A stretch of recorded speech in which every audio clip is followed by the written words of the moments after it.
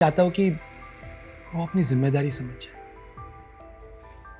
आप अपना दिल छोटा मत कीजिए, वो बहुत समझदार है, समझ जाएगा, अपना ही बच्चा है। ठीक है।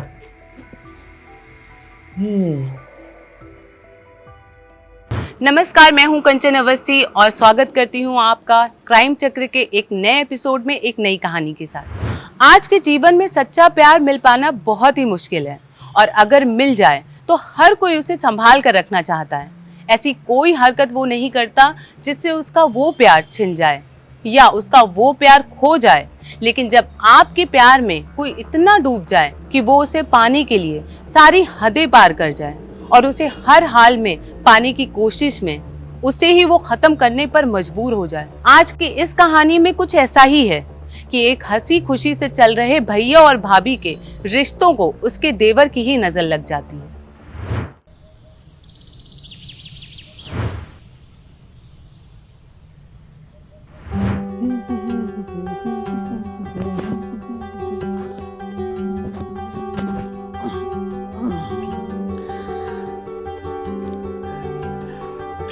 संजू, संजू, जी अरे मेरा वॉलेट कहाँ है यार? वही है टेबल पर। अरे यार मुझे ऑफिस के लेट हो रहा है यार, नहीं मिल रहा है, जल्दी आओ। अरे वहीं पर तो है। अरे नहीं मिल रहा है, बोल रहा हूँ ना। रुकिए, मैं आती हूँ।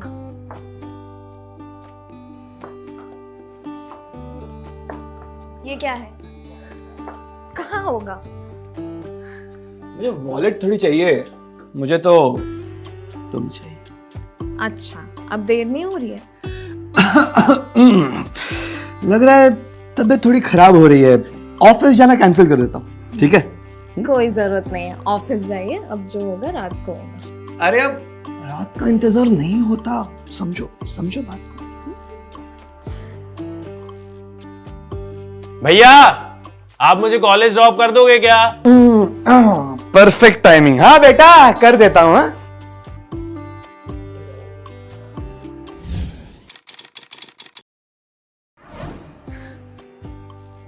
भाभी आप यहाँ हो, मुझे बहुत जोर से भूख लग रही है, जल्दी से नाश्ता दे दो ना। जाओ जाओ, खिला दो, 2 दिन से खाया नहीं इसने। अभी देती हूँ।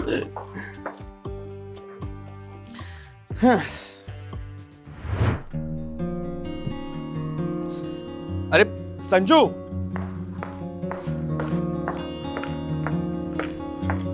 संभाल के जाइएगा। Bye bye. बाय भाभी। जल्दी आता हूँ, चलो।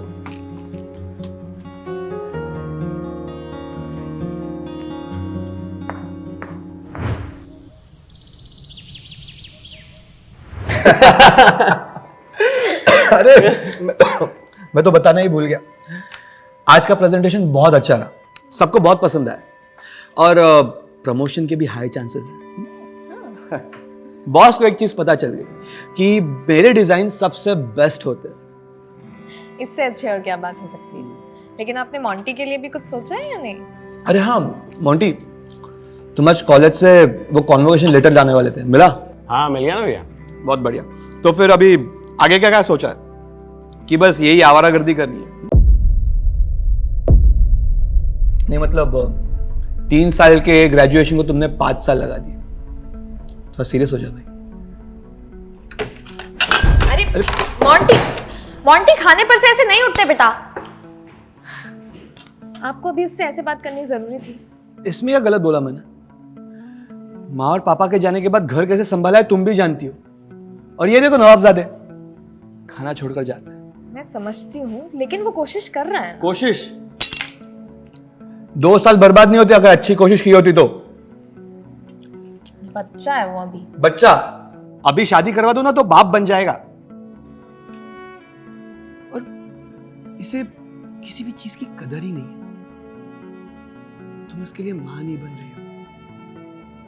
मैं दिन रात मेहनत कर रहा हूं, पर इसे किसी चीज की परवाह ही नहीं है। जब भी देखो फोन में लगा रहता है। क्या है उस फोन में? आप छोड़िए इन बातों को, खाना खाइए।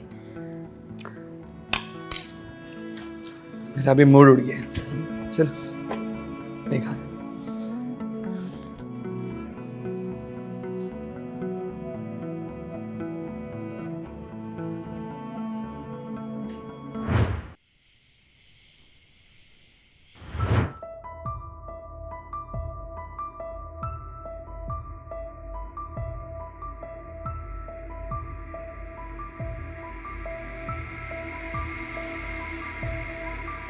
क्या कर रहे हैं अभी? चलिए अभी सो जाइए। अरे काम नहीं कर रहा हूँ, वो मोंटी के डॉक्यूमेंट्स देख रहा हूँ। सोच रहा हूँ कि उसे भी ऑफिस में अपने साथ काम पे लगा लूँ। मैंने बात भी की तिवारी सर के साथ, शायद कुछ ना कुछ हो जाएगा। ये तो बहुत अच्छी बात है, लेकिन आज आपने उसे खाना खा सुना दिया। हाँ यार, मुझे भी ऐसा ही लगता है। वो क्या है ना, माँ और पापा के जाने के बाद वो मेरे बेटे जैसा ही है, और इसी वजह से तो हम बच्चा प्लान नहीं कर रहे। मैं उसे चिल्लाना नहीं चाहता, बस चाहता हूँ कि वो अपनी जिम्मेदारी समझ जाए। आप अपना दिल छोटा मत कीजिए, वो बहुत समझदार है, समझ जाएगा, अपना ही बच्चा है। ठीक है। हम्म।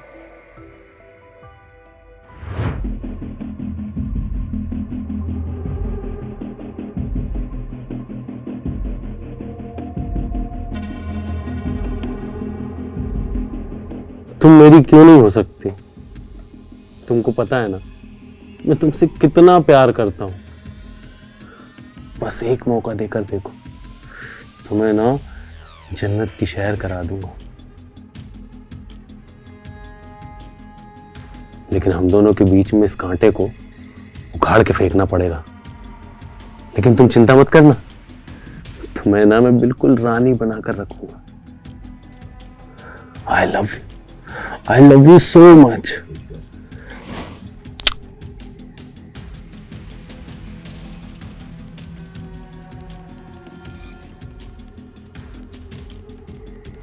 एक तरफ राजेश का अपने भाई के प्रति प्यार और चिंता से रातों की नींद उड़ी हुई है, और दूसरी तरफ मोंटी जो अपने ही माँ समान भाभी पर नजर डाले बैठा है। ऐसे लोगों को आप क्या कहेंगे? क्या ऐसे लोग सच में भरोसे के लायक होते हैं? क्या ऐसे लोगों पर हमें भरोसा करना चाहिए? क्योंकि ऐसे लोग तो आस्तीन के सांप से भी भयानक होते हैं।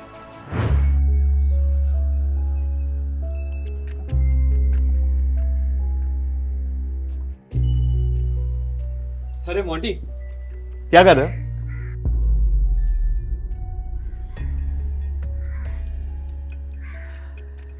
देख रहा हो तुम बहुत दिनों से हमारे साथ खाने पे भी नहीं बैठते, बहुत उदास से रहते।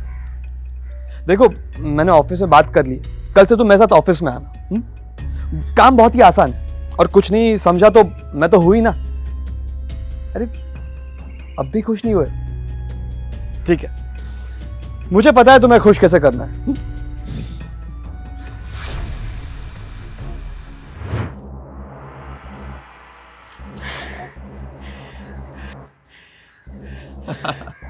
थैंक यू भैया, थैंक यू सो मच। मैं कब से सोच रहा था कि मुझे ये वाली बाइक मिले। थैंक यू मुझे नहीं, भाभी को बोलना, आइडिया उनका था। तो हम दोनों की तरफ से तुम्हें ये बर्थडे गिफ्ट। जाओ। थैंक यू सो मच भैया। मैं अभी जाके ना एक बाइक सबको दिखा के आता हूँ। जाओ जाओ।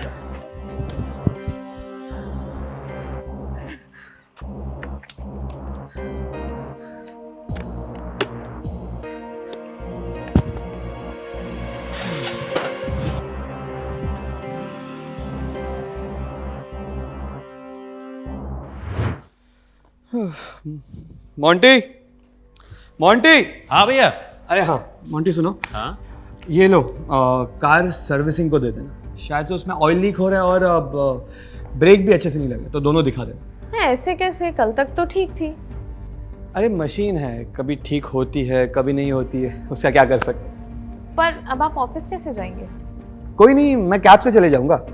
और हाँ, तुम याद से सर्विसिंग को गाड़ी दे देना, ठीक है?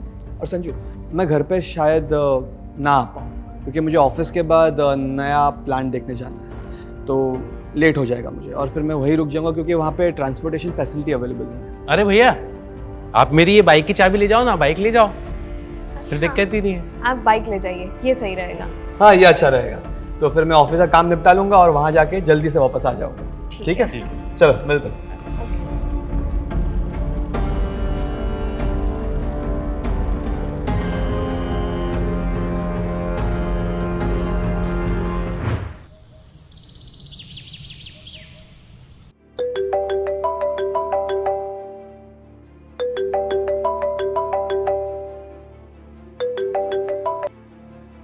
हेलो। हेलो, क्या मेरी बात संजना मिश्रा से हो रही है? जी बोल रही हूँ। जी, वो आपके पति की एक्सीडेंट में मौत हो गई है।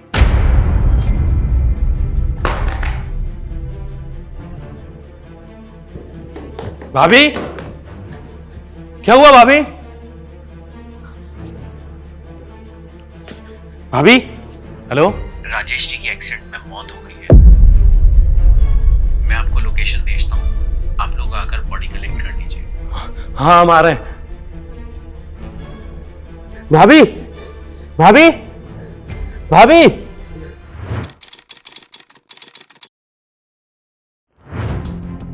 हाँ सर, मैं पता लगा रहा हूँ। जैन सर। सर, राजेश की बाइक का जहाँ स्पॉट हुआ था वहाँ की फॉरेंसिक रिपोर्ट। हाँ तो एक्सीडेंटल केस बोल के फाइल क्लोज कर दो। लेकिन सर ये आपको देखना होगा।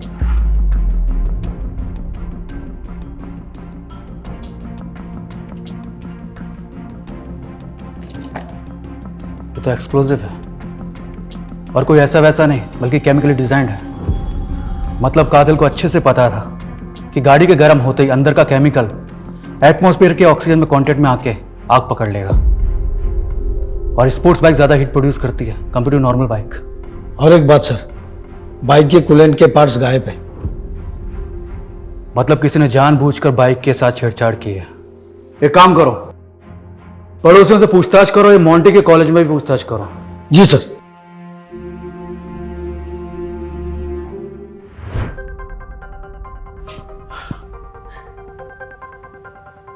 प्लीज संभालिए खुद को। आपके पति के साथ जो भी हुआ उसका हमें बेहद अफसोस है। उनकी किसी से कोई दुश्मनी या झगड़ा?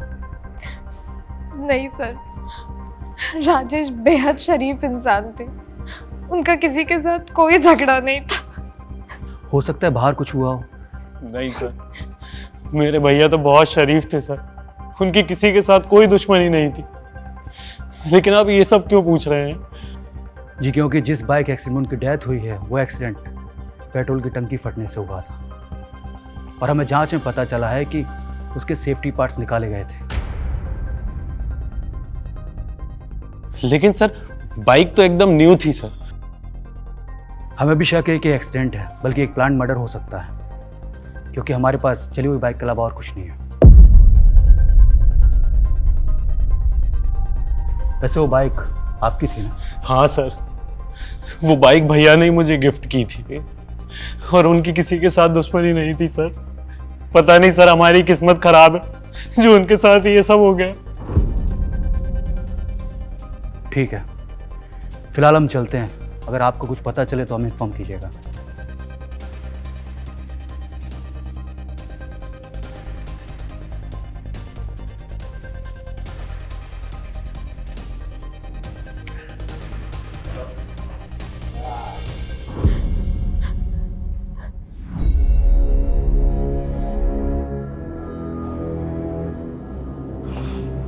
सर, इन दोनों के चाल चलन कुछ ठीक नहीं है।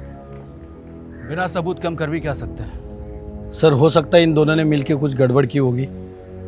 नहीं, ये पॉसिबल नहीं है। चलो देखते हैं कितने दिन तक ऐसा चलता है। इन पर नजर रखो। जी sir.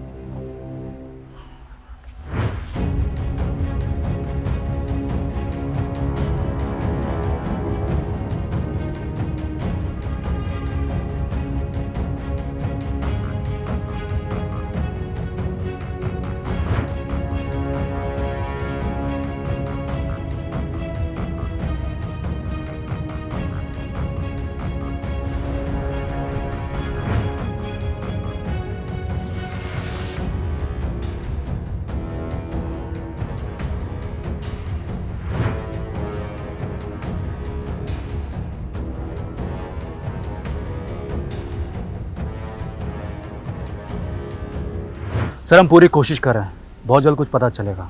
Okay sir. Jain sir. Sir, हमने आसपास पूछताछ की। पड़ोसी ने उसके बारे में ऐसा बोला कि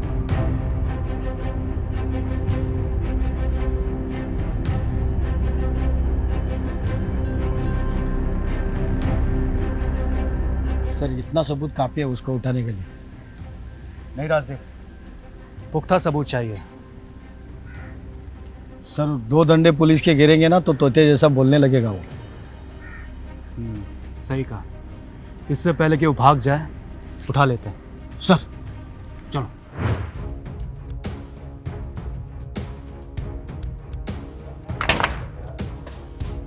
संजू, डार्लिंग संजू, कहाँ हो? संजू, बाहर आओ ना। मोंटी, तमीज भूल गए हो क्या? अभी भैया को गए महीना भी नहीं हुआ है और तुमने ये क्या हालत बना रखी है? चुप। वो होता भी तो क्या करता मेरा? ये घर मेरे बाप का है और वो जो काम करता था वो भी मेरी बाप की जगह पे करता था। बकवास करती है। तुम होश में नहीं हो, बाद में बात करो तुम। जी तो होश में आया हूं मैं। छोड़ो मुझे वरना मैं पुलिस को बुला लूंगी। अरे हट पुलिस, क्या बिगाड़ेगी मेरा? जैसे उसे तेरे पति को मारा था ना वैसे ही तुझे भी निपटा दूंगा, इसलिए जैसा बोलता हूं वैसा कर। नहीं, छोड़ो।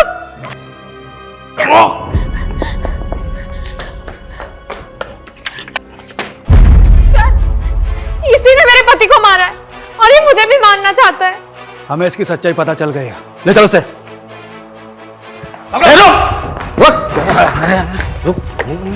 इधर बात है। हाँ? चल चल।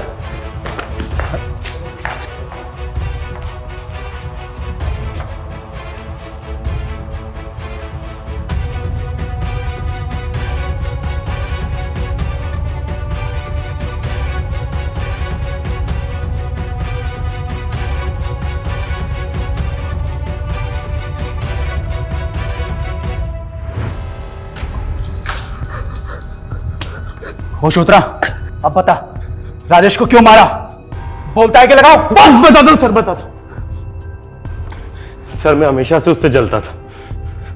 पापा की जॉब भी उसको मिली और संजू जैसी लड़की भी उसको मिली। मैं संजू से बहुत प्यार करता था सर।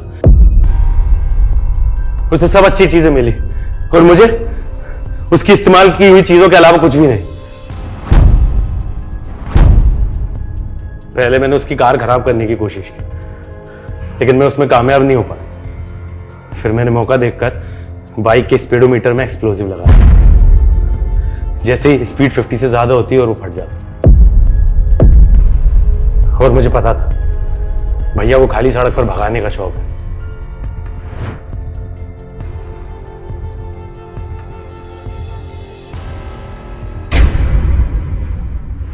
तो देखा आपने कि ईर्ष्या इंसान से क्या क्या करवा सकती है। एक बेहद नॉर्मल दिखने वाले परिवार में भी ऐसी कोई वारदात हो सकती है।